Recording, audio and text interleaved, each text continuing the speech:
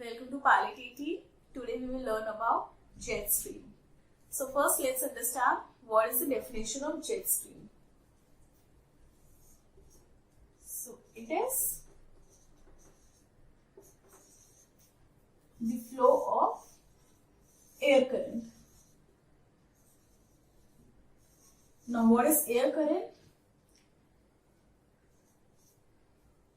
Air current is strong concentration of wind.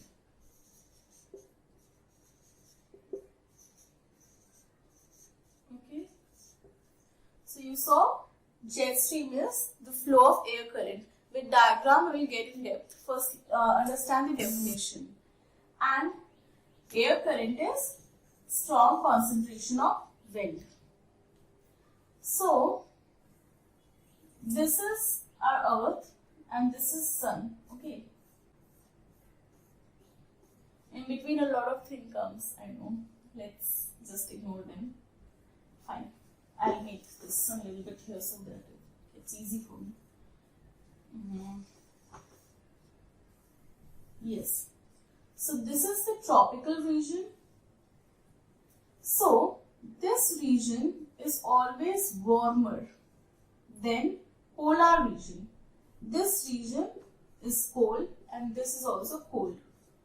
Only tropical region is warmer than both of the parts. So the air which is on tropical region will also be warm. So when the air is warm, it rises up because it becomes lighter. So the air goes here like this. And it becomes an infinite loop. Okay. It's not like it is having, like it is taking place on Monday, it's not taking place on Sunday, then taking place again on Thursday. It's not like that. It becomes a continuous loop. The warm air gets to the polar region in this loop. So this loop is what we call as jet stream. Now, why warm air goes to the colder region? It is a very simple phenomena. Cold air, it is heavy, so it settles down on the surface. So when it settles down, there becomes low pressure region on top of this compressed high pressure air.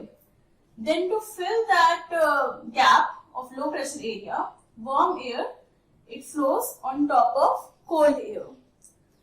And how this affects is, like in European countries, okay, European countries, United Kingdom and everywhere, in polar region, countries in polar region, during winter, it rains. Why? Because the cold air settles down, then warm air gets on top of cold air, then high pressure region is created, and then it rains. So this is how jet stream, it influences the weather. Then there are different type of jet streams that are present on high level and low level. Okay. High level atmosphere and low level atmosphere. And what is the height of jet stream? It is 9 to 16 km. So basically, it is just below the tropopause.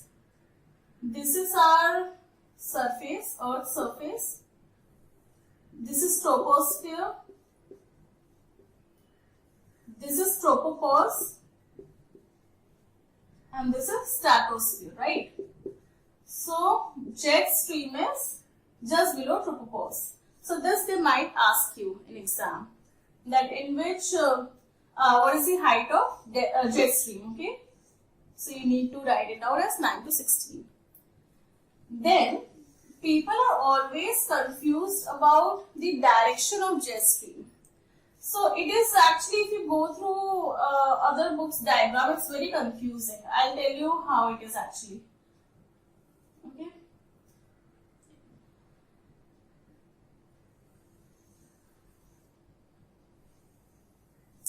As simple as that. In south hemisphere it is clockwise, in north hemisphere it is anti-clockwise. This is jet stream. Okay, jet stream is coming from this side, imagine. Then in south hemisphere clockwise, north hemisphere anti-clockwise. That's it. Now don't go through any other diagrams, they all are very confusing. And their description is also very confusing. Then what is the role of jet stream? We already learned, like whenever, whichever phenomena affects the density of a high pressure, low pressure region, it will always affect the weather. Now we already saw, right, that in European countries during winter it rains because of jet stream.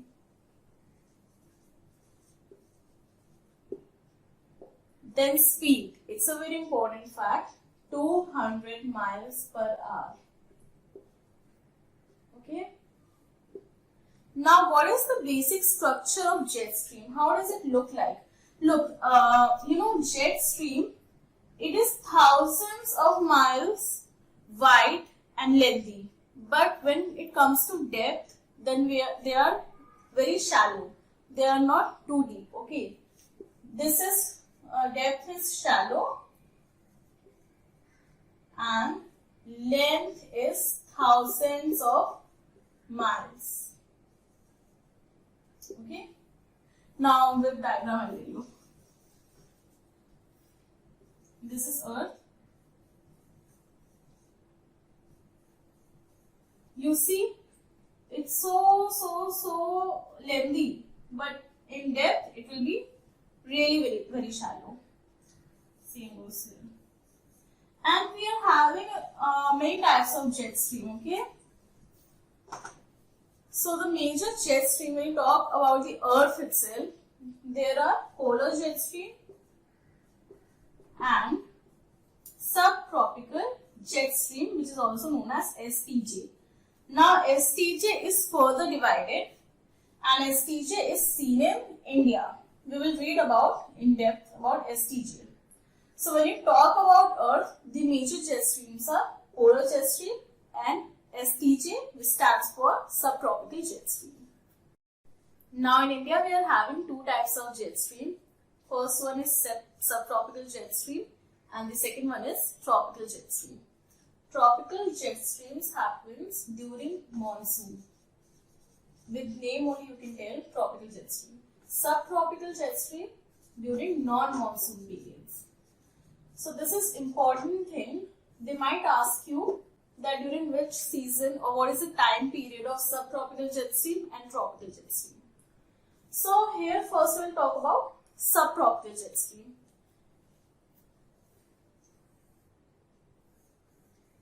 Just this is a rough diagram of India. This is how STJ is directed. It is directed from west to east. Okay. Now as the winter progresses, subtropical jet stream shifts towards south. Okay, slightly towards south. And after some time, after winters, it again goes back to North India, and after some time, like after May, it leaves India. It leaves Indian subtropical at home. So this was the cycle of jet stream, like in 10 seconds, okay? Nothing more happens, but we'll see about other basic things. So the basic facts about STJ is that it is always below tropopause and is always below 3 to 4 kilometer below tropopause. Then it occurs in North India during October to May. Now during October to May, this is after monsoon. Okay. Yes, after monsoon.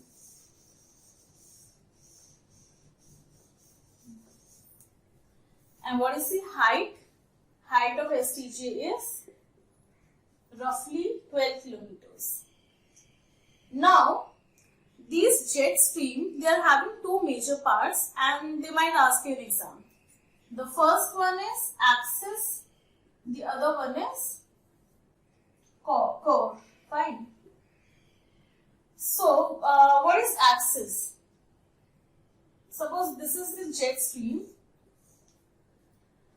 The path of the highest wind.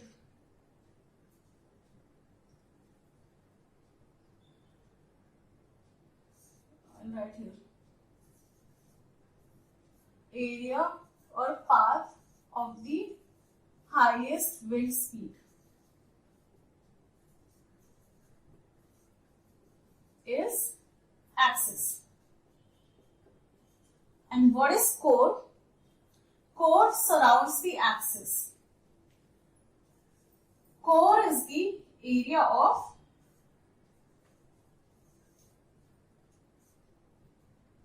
uniform wind speed.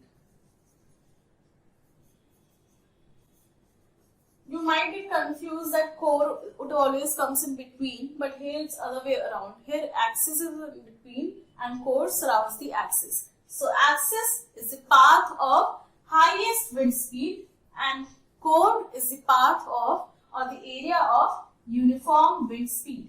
And this same thing happens in all type of jet streams including STJ. That's why I told you that it's important. Then I told you it shifts south with progress of winter. Okay. Now progress of winter, of course, because when winter is there, the air becomes cold, it compresses down, then the jet stream air will get on that low pressure area, which becomes on cold air. So that's why it somewhat shifts to south. Okay. Then height, we talked about height. Then position is 27 degree north. And it reaches southernmost position of 22 degree north in February. Now, this data, the position of STJ and southernmost position of STJ, it is very important to remember. They might ask you in exam. Okay. Then after May, it moves North India. And after it moves North India, it leaves Indian subcontinent, Indian subcontinent gradually. Means slowly it leaves Indian subcontinent after it reaches north of India. So what is the mean wind speed of jets, STJ, and highest speed and lowest speed? So mean wind speed is 100 knots to 200 knots. Lowest speed is 50-60 knots. And highest, in rare to rare case, it is 200 knots, which is a lot of speed. Okay. And it is important to remember mean wind speed and highest and lowest. Mean is 100 to 200 and the highest is 200 knots and lowest is 50 to 60 knots. Now, what role does Himalaya plays? Basically, when jet stream leaves Indian subcontinent, then it hits Himalaya. Okay, in between. So, Himalaya divides jet stream in two parts. One goes to the north of Himalaya, one part, and one part of jet stream goes to the south of Himalaya.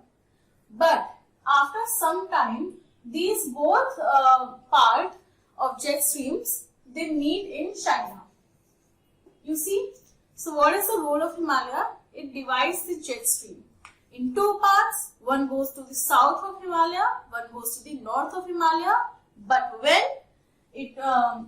China comes, when China comes in between Himalaya, fine, China. One part of air is north, one part of jet stream is south. But over China, they meet again. You see the diagram? Imagine everything with diagram in ment, okay? Without imagination, without visualizing, it will be very confusing. Himalaya, two parts of jet stream, north, south, and then on China, they meet again. So this is how subtropical jet stream gets on India, and this is what it does. Now we will study about tropical jet stream. So tropical jet stream is also called as easterly jet stream. It is observed during monsoon season. Okay, on India it is observed during June to August. From June till August, we can observe tropical jet stream. So we read that how STJ leaves India, right? So before leaving India, it gives us pre-monsoon showers. Then when STJ leaves the Indian subcontinent, it goes like this, right? Yeah. It has left Indian subcontinent, okay? I will make a more appropriate diagram. Yes. It is a very rough diagram. Imagine here we are having Himalaya. Here we are having Tibet, right? Now, what happens? During June till August, the Tibet region, it is very hot. Usually it is very hot. So when it is hot, the air on which is on Tibet rises up and it gets along with STJ. When it gets along with STJ, it comes like this. And this is what we call as tropical jet stream. Okay? You can observe this at 5 degree north till 25 degree north at 100 hectopascals HPA. This data is very important to remember. Okay? Now, over Tibet, low pressure region is created. Okay? A very low pressure region is created on Tibet. Now, Tibet is a very deserted area type. It is a very arid area. Okay? There is no moisture. So, there is still a lot of geographical debate over this, that why this happens. But, when, Tibet is not much hot, if it is somewhat cold, if ice caps are there, during this period, then India will receive very less rainfall. If Tibet is having if Tibet is having hot weather, if it is more hot, then India will receive better monsoon. This is how Tibet somehow influences India's weather, and this is what we call as tropical jet stream. So when you talk about tropical jet stream, remember Tibet. And you can answer almost everything based on this diagram, but still we will get into the data.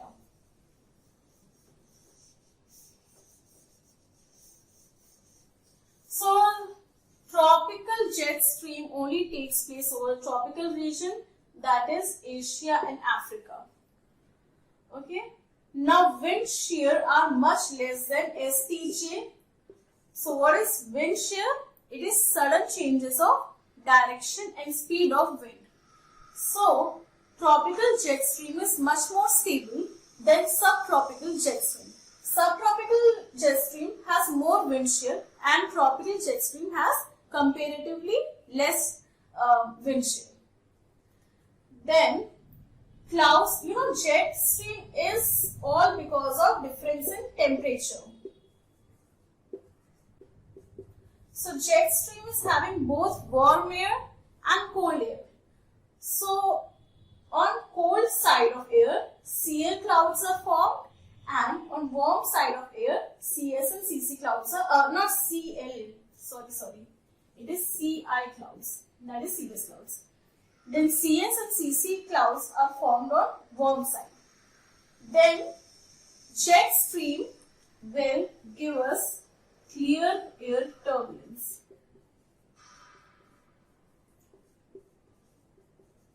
Okay. We can experience cat in jet stream. Why? Because jet stream is nothing but it is very high speed flow of air, isn't it? Air current. Then, why is jet stream caused? The main reason is difference between temperature. This is the main reason why jet stream is formed and why jet stream is an infinite loop. Basically, suppose this is our earth. Temperature all over the patches are different, okay? This is how magically our earth somehow works. Polar will be cold, okay? Equatorial will be warm, and equatorial region also becomes cold during winters. But if there is some other planet, suppose Pluto, so Pluto is not having atmosphere, I know, but somehow if Pluto gets an atmosphere, then also we can't see jet stream. Why?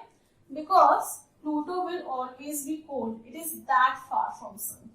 So it will be having same temperature overall, Pluto. So that's why there will be no jet streams formed. Okay. So when there is difference between the temperature and when difference in air pressure is there, then we are blessed with tropical jet stream, polar jet stream and subtropical jet stream. So by this we are done with our chapter. Thank you.